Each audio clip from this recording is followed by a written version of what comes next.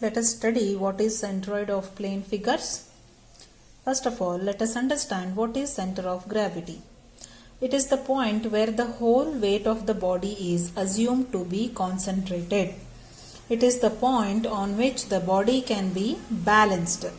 It is the point through which weight of the body is assumed to act.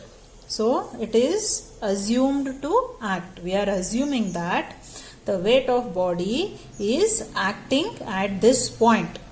That is called as the center of gravity, denoted by CG or simply capital G. Next, what is centroid? Centroid, it is the point where the whole area of plane figure is assumed to be concentrated. The calculation of centroid means determination of x bar and y bar.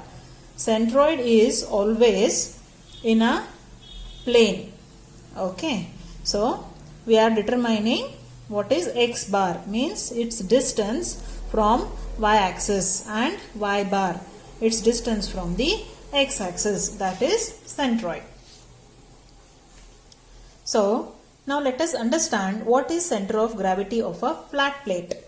Okay, here I have taken a flat plate and thickness is T as shown here. Let Wi be the weight of any elemental portion, means any small element, small square. Okay, and acting at a point xi, yi. Okay, let this be a point. Then let W be the total weight of the plate, total weight of the plate, acting at point x bar and y bar. Okay, then according to definition of the center of gravity, the point x bar comma y bar is the center of gravity. Just now we have studied. Okay, so this is the center of gravity. Now the total weight means total weight of this plate is summation of weight of each element. That is, weight of each element is Wi. Summation of that will be total weight. Next, taking moment about x axis and equating moment of resultant to moment of component forces. Okay, so the total weight is W. The total weight W into y bar is equal to W1, W2, W3 is weight of each element, and Y1, Y2, Y3 is the distance of each element, okay, from x axis. So we get Wy bar equal to summation of Wi yi. So y bar equal to summation of Wi yi by W. Let this be equation 1. Next, similarly, taking moment about y axis, we get Wx bar equal to W1 x1 plus W2 x2 plus W3 x3 and so on. So we get summation of Wi xi, that is x bar equal to summation of Wi xi divided by W. This is equation 2. Next, let us understand. Now we understood what is center of gravity, right? Now, what is centroid? If Ai is the area of ith element, means any small element has area of Ai, and gamma is the unit weight of the material of the plate. Always any material has a property. Okay, so let us assume here the unit weight of material of plate is gamma and T is the uniform thickness. Now Wi equal to gamma into Ai into T. So total weight equal to summation of gamma Ai T. That is, gamma and T are constants, right? So thickness of the plate is constant and gamma will be constant, unit weight. Summation of Ai is total area.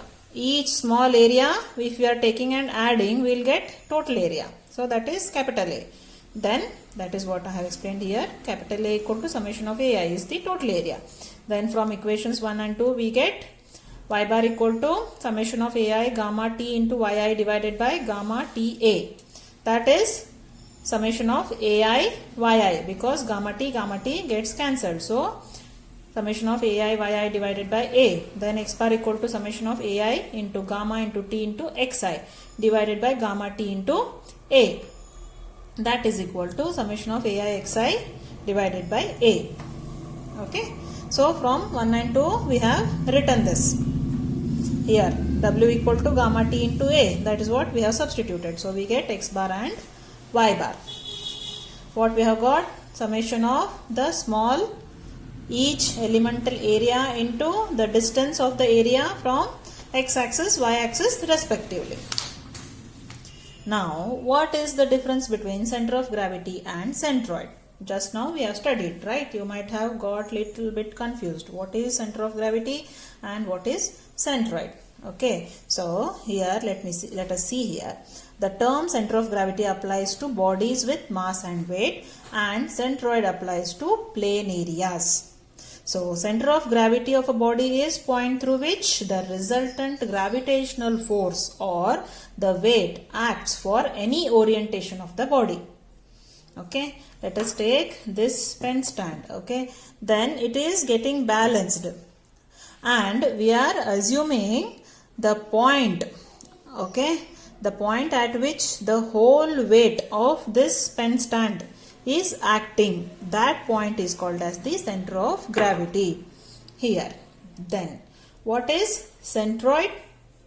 Centroid is a point in a plane area, such that this is a plane area. Okay, in a plane area such that moment of area about any axis through that point is 0.